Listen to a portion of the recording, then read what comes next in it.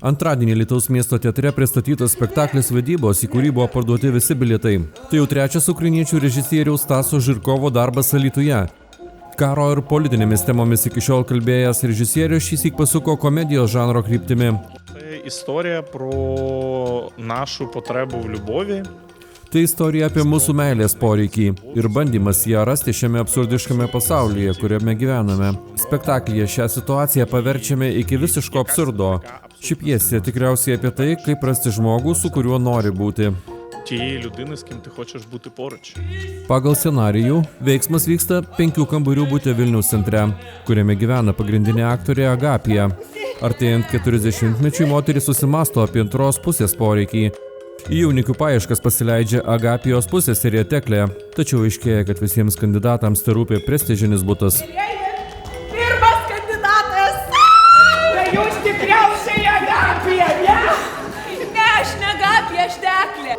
Vidūnas Liūnas. Sveiki! Martynai blynai!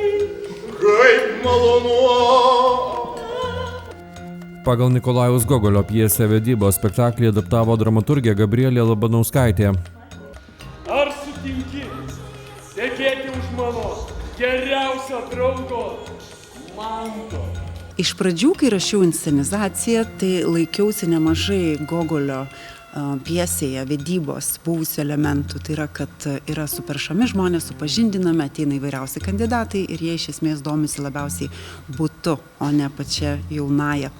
Tai šitas elementas išliko, tik tiek, kad Gogolio pjesėje, originalioje versijoje jaunikis pabėga pro langą. Šiuolaikiniai literatūrologai interpretuoja, kad tokia pabaiga parašyta todėl, kad greičiausiai Nikolajus Gogolis buvo homoseksualus ir jo kaip po tokios vedybos su moterimi iš viso nedomino. Ir jis tą savo poziciją išreiškė ir komedijoje. Šioje versijoje pabaiga pakeista jau paties Stasio Žirkovo. Iš pradžių mes irgi darėm taip, kad jie kaip ir nesusitokia, abu nenori tuoktis, nori ieškoti kažkokios kitokios gyvenimo prasmės. Na, bet šį kartą Alytaus teatre finalas yra laimingas. Spektaklis pateikiamas kiek neįprastų žiūrovams formatu. Publikai skirtos vietos scenoje. Labiausiai patiko tai, kad viskas vyko čia pat, atrodo ir pats dalyvauju tame veiksme. Viskas buvo labai kartu ir linksma, ir su humoru, bet palietė ir svarbės gyvenimo stygas. Buvo kalbama ir apie istoriją, ir apie žmonių tarpusavio santykius. Pirmą kartą buvau tokiam spektaklį, kur vyksta pačioj scenoj. Spektaklis neblogas visai. Labai patiko. Tikrai geras spektaklis su gerai, su giliai idėja. Man tai jis labai gilus buvo. Man gilesnis negu linksmesnis. Patiko viską. Gerą vaidybą. Neblogai. Aišku, ta visa salė, kad sėdi pats scenoje ir iš arti aktoriai ir atrodo, kad tu dalyvauji ten visam tam gyvenime. Labai, labai.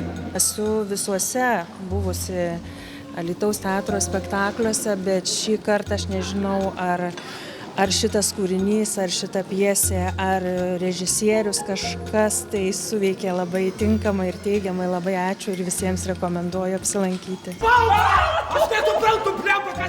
Alytiškiai ir miesto svečiai spektaklį Vedybos dar galės pamatyti spalio 25 dieną 18 val. Alytaus miesto teatre. Vietų skaičius ribotas.